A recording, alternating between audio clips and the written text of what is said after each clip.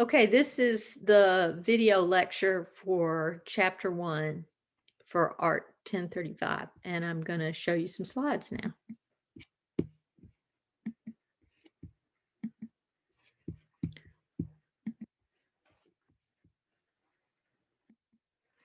Okay, I like to start with this slide of a painting by Jean-Michel Basquiat for several reasons. One is it's sold a year ago or so to a Japanese collector for $110 million, which is the highest price that anybody has ever paid for an American work of art that was created after 1980. So that's just kind of an amazing figure. The guy that bought it is a Japanese collector who has another one kind of like it. So now he's got a matching sort of pair, you could say. But also because I think it's when I project it at the beginning of the semester, we spend a few minutes kind of talking about it and what it could mean. So, and what people notice about it and what kind of feelings that they get from it. And people can do this on the first day of this course, really. People notice the kind of angry vibe that it has. They notice the unusual iconography that is the tic-tac-toe crown here, the letters, the skull-like head, and the dripping paint and sort of the graffiti feel of the whole thing. And those are all important clues that you can use to interpret this painting. And the point is, you already kind of know, or you can already do some of the things that this course purports to teach you, which is to interpret visual art. So this course is about visual art. It's not about other arts like music or theater or dance or poetry. It's about a very specific art, and that is visual art. So what this course teaches you to do is to interpret visual art and be able to talk about it or write about it in an interesting and intelligent way. And hopefully by the end of it, you'll get more pleasure out of visual art generally when you go to an art museum or a gallery. So this is a big painting, as you can see, compared to this person here looking at it. And it was painted by Jean-Michel Basquiat when he was very young, 21 or so. He died at the age of 27 of an overdose, but he left an enormous body of work that is worth millions of dollars now. He made a lot of money when he was alive too. I mean, it wasn't like he wasn't successful. He was wildly successful. It's too successful really for his own good, and didn't really know how to handle the money, and became addicted to heroin and so on. So it was a kind of tragic story. But for most of human history, there wasn't really a word for art per se. That's kind of an invention. The idea of art as a special pursuit and as something that you had to learn to do, and only special people could do it. That's kind of an invention of the Renaissance of the 1500s. And we'll get to the Renaissance eventually in this course. But before that, most artists were kind of thought of as craftspeople, and a lot of times they were just anonymous. So for the Greeks, the word techne just meant the ability to make things, kind of like technology, kind of it could mean craft, it could mean what we call art now.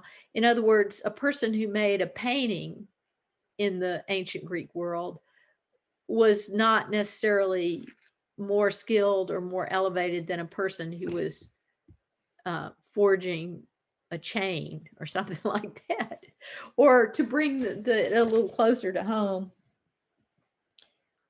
people call knitting is a craft, right? I made this hat, I spun the wool and knitted it, and but I'm also sitting in front of a photograph that's just hanging on the wall. So a painting or a photograph hanging on the wall is thought of as art, But because this hat is something that I use to keep warm and it's useful, it's thought of as craft.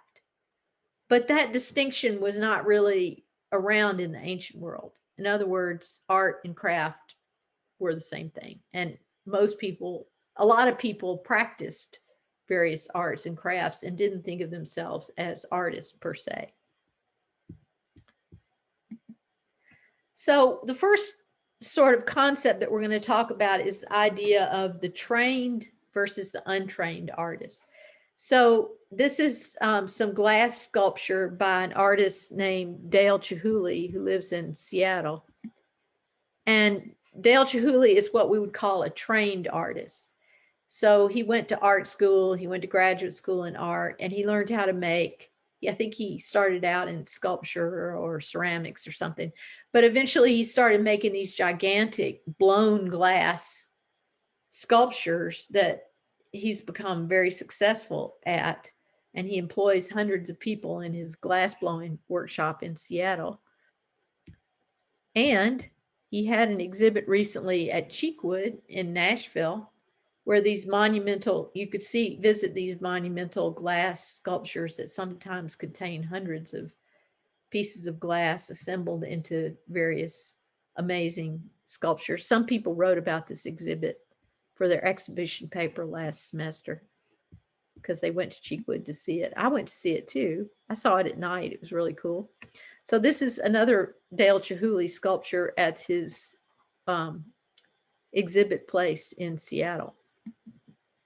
So so Dale Chihuly's a trained artist. What about what's an untrained artist? So an untrained artist is a person who hasn't gone to art school and may actually not know that much about art history or be aware of current art trends. And such a person was Simon Rodia, who was an Italian immigrant who immigrated to California and built these amazing structures that are sometimes called the Watts Towers because they're in that part of LA, in Watts, out of rebar and concrete and little bits of glass and tile that he just found. And amazingly, despite not having any training in art or engineering, these structures are very stable, and you can go in there and look at them, and they've done stress tests to make sure they're not about to fall down on anybody. So artists like this who have no academic training are sometimes called outsider artists, folk artists, visionary artists. Sometimes they're called self-taught artists. We had an artist like that in our own Upper Cumberland area, Horace Burgess, who built what was called the Minister's Treehouse. And like a lot of untrained artists, Horace Burgess felt that he had a calling from God to make this treehouse. So he thought he heard God tell him in a prayer session or something that if he started building this treehouse, he would never run out of wood. So he just kept building it around the trunk of a gigantic oak tree, which is kind of covered up by these bits of wood here. Sadly, this treehouse burned down about a year ago, but luckily nobody was in it when it burned down. So another untrained artist whose work you can see in Nashville is William Edmondson. Cheekwood has a room in the house, the Cheekwood house, the mansion, devoted to Edmondson's work. And Edmondson was an untrained artist, or self-taught artist, you could say.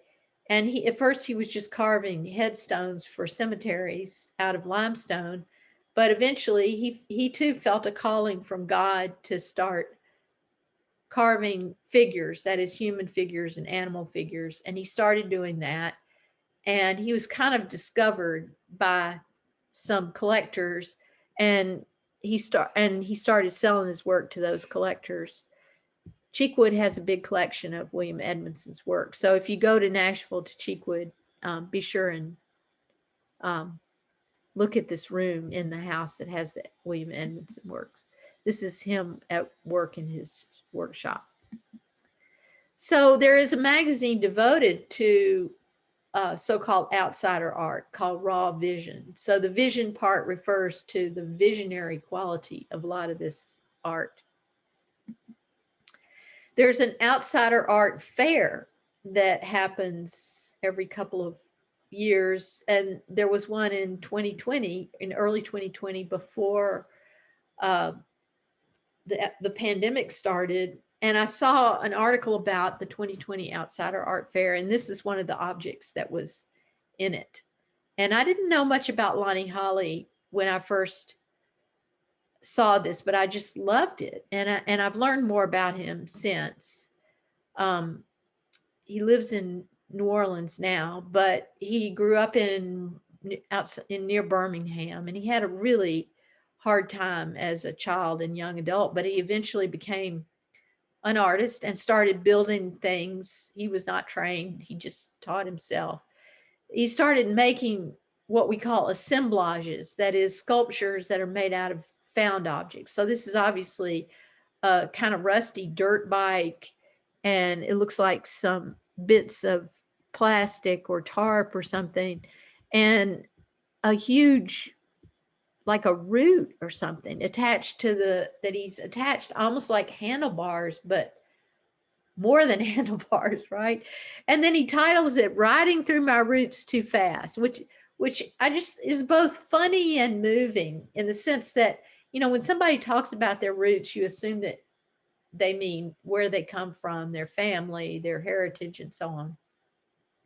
But he's literally got a big root on the front of the dirt bike, almost as if he was tearing through the woods, and it got hung up in the handlebars. But now it looks kind of like an antelope or a deer or something.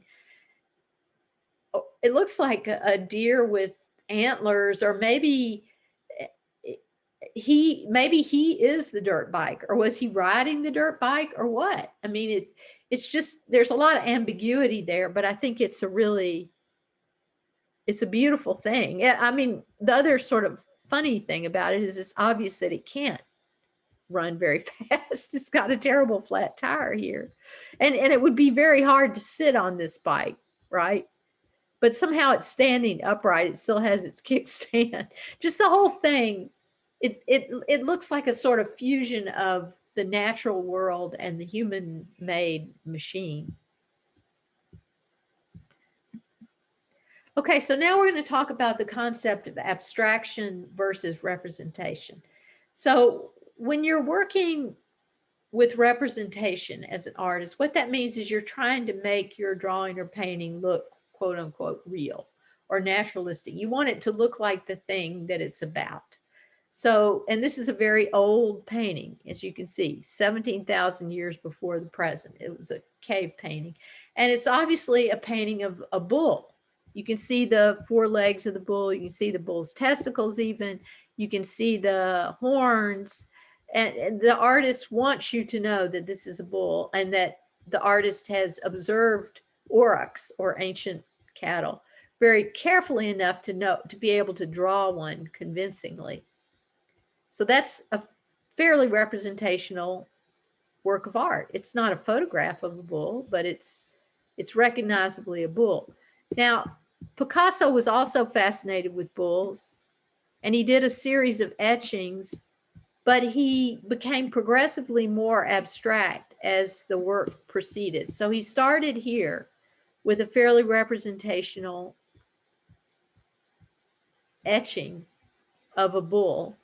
But then in the next state, the bull has sort of acquired almost like a pig-like face that's not very realistic. And then he's darkened that a lot, to the point that it almost looks now like a rhinoceros or something. And then taken away, I think this was all on the same plate. He's taken away some of the previous lines and created these interior divisions of shapes within the figure of the bull. Then in the next one, the bull's face almost becomes humanoid, and we'll see that in a detail in a minute. And here the head has become tiny and the penis has become huge.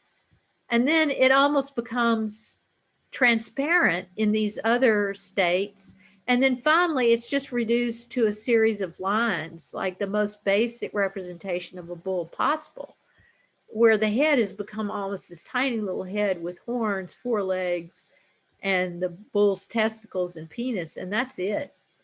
Is it still a bull? I don't know. He's gone from here to here, and that's the process of abstraction.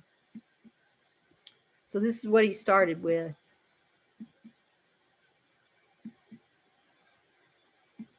And he ended up here. So that's abstraction. Let me get this out of the way.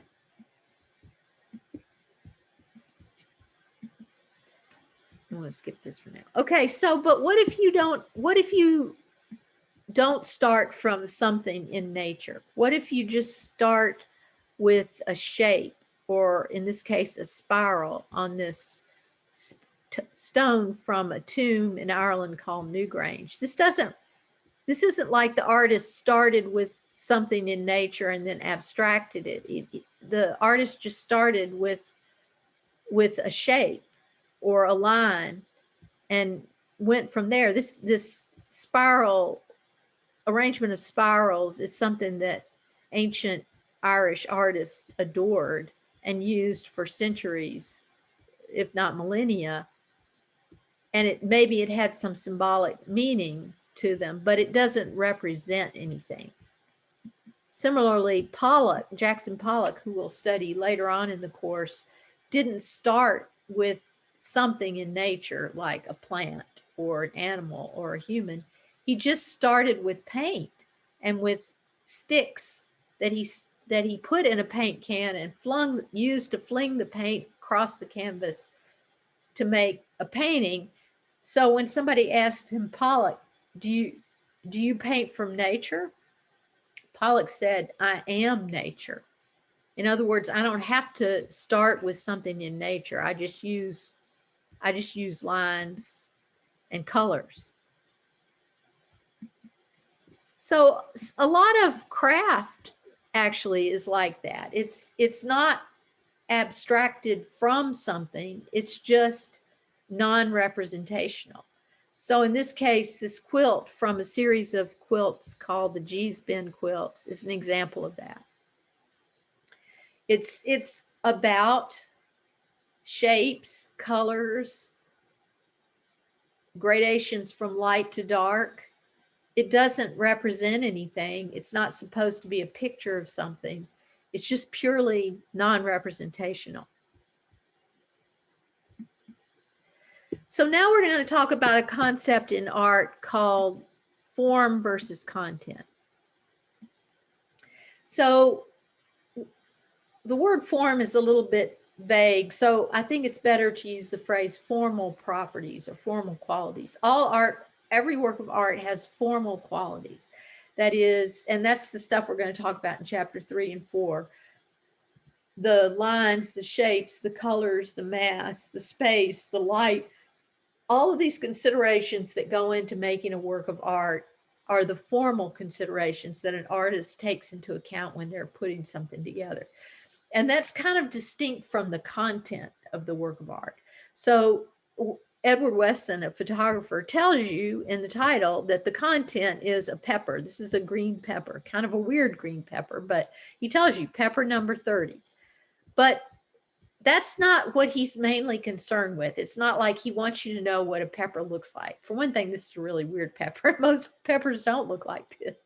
He's concerned with the formal qualities. And in his diary, he wrote, it's a pepper, but more than a pepper. So it's about the formal qualities of this photograph more than it is about giving you information about green peppers or something. Okay, so your book does a really good job, I think, of comparing these two sculptures in a way that sort of elucidates these two ideas of form and content, or formal qualities and content. So here we have two sculptures that ostensibly have the same content. They're both called The Kiss, right? That's what they're about, two people kissing. But they're radically different forms. So Rodin, on the one hand, made this very representational um, and pretty traditional sculpture of two people kissing, right? The people look real. They're recognizably male and female. They're he paid a lot of attention to human anatomy and getting it right and so on. Brancusi, on the other hand, 30 years later, Brancusi knew Rodin and knew his work, and maybe he knew that sculpture and said, okay, I'm going to make a sculpture of the same topic, that is the kiss, but it's going to have radically different formal qualities, and therefore it's going to have a different meaning. So the fact that Brancusi made an almost abstract kiss, that is, he got a block of marble just like Rodin did, but instead of taking away a lot of the marble and making it look like two people kissing, he just kind of drew on the outside, on the five sides anyway, of the block of marble, almost like making a drawing on the sides of the marble. And it doesn't really look like real people, right? It looks like, somebody said it looked like minions. And it's kind of hard to tell which is the girl, which is the boy. When I was talking about this one time, I pointed out that this one had long hair, so maybe that was the girl. But then this guy pulled the rubber band out of his man bun and said, "Look, I've got hair down to my butt." So I said, "Oh, okay, maybe this is the guy." But wait, it seems to have a boob. And he said, "Well, guys have man boobs." So then I had to admit that it wasn't for sure that this is the girl and this is the guy. It could be two guys. It could be this is the guy and this is the girl. It could be two girls. I don't know. Maybe minions don't have gender. Maybe they're non-binary or whatever. I don't know. But a lot of people have pointed out that this sculpture is much more kind of passionate and sexy. And this one is just kind of, you may now kiss the bride. It doesn't have the same representational kind of sexiness that this one has. Maybe it's just harder to relate to minions eroticism or something. I don't know. But you can see how Brancusi's choices about form and formal qualities change the meaning a lot. It no longer has the meaning of Brancusi's kiss, which is, oh, we were going to go swimming, but let's kiss instead. With Brancusi's, it's like, okay, if we have to kiss, we're going to kiss. I mean, their eyes are open and they're touching, which is kind of a little bit disturbing. Okay, now we're going to talk about another word that's important in visual art, and that is iconography. So usually I start out projecting the slide and I say, who is this guy anyway? And everybody says, oh, that's Jesus. And I say, well, how do you know it's Jesus? Well, he has a crown of thorns and he's got fish and there's kind of light in the sky behind him. And he's got shoulder length hair and a beard. Those are all a part of the Jesus iconography that we immediately recognize, whether you were raised in the church or not.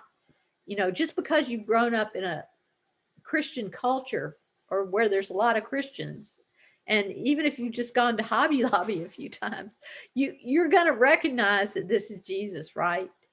I mean, it's kind of confusing because he wasn't exactly a fisherman himself. He hung out with fishermen and he called himself a fisher of men. And he did change bread into fish at one point, loaves into fishes. But these look like salmon and they look like they've been carefully cleaned by expert fishermen. So I don't know. Anyway, everybody knows this is Jesus because of the iconography. This is an actual icon. That's what the word iconography comes from. So an icon traditionally was a painting, a religious painting on wood of a religious figure. And so the term iconography started out as being a term that meant learning about what the symbols in religious paintings mean, like what the halo means, what this is a Bible, what does this little gesture mean? It's a gesture of blessing, and so on like that. So that's what iconography was originally. Now, if you went to another country or you went to a museum that had some Buddhist art or whatever, and you didn't grow up Buddhist, you might not actually know the iconography. And in that case, you would have to study and learn the iconography of that religion in order to understand the artwork. So, um, in Buddhist iconography, this particular Buddha, Amida Buddha, is recognizable because this Buddha is sitting on a lotus throne, a sort of lotus flower, and has a particular mudra associated with Amida Buddha. And the bump on the head symbolizes enlightenment and so on like that. So Buddhist iconography is different, and you have to learn that iconography in order to understand that art, which we will do when we get to chapter 18. But there's also personal iconography. So personal iconography is just the symbols that crop up in an individual artist's work that had personal meaning to them, and that if you're going to interpret a painting by, say, Frida Kahlo, which this one is, then it might help to know a little bit about Frida's life and what things in her painting meant to her. So she's in this painting, she's kind of appropriating some Christian iconography. That is the crown of thorns, which she's actually wearing as a necklace. And this hummingbird, I found out the hummingbird is an Aztec uh, symbol of the god of war or something. So maybe that has something to do with the fact that she painted this after her divorce from Diego Rivera. So maybe this, and the hummingbird is dead. Maybe that means the war is over between her and Diego. I don't know. Apparently, Diego gave her this monkey, and she thought at her pet monkeys, and she thought of monkeys as kind of evil or clever or cunning or kind of tricky little devils or something. And then the cat also for her symbolized something sinister, but the butterflies and dragonflies for her represented something more hopeful, a kind of redemption or resurrection. So those kind of clues from the individual iconography of an individual artist can help you interpret art as well. So I'm going to stop my screen share now. All right, so that's the video lecture for chapter 1, and there'll be another video lecture for chapter 2 and the content in that module, and then you can, after you watch the videos, you can choose a work of art to write a discussion question about. And I'll see you then.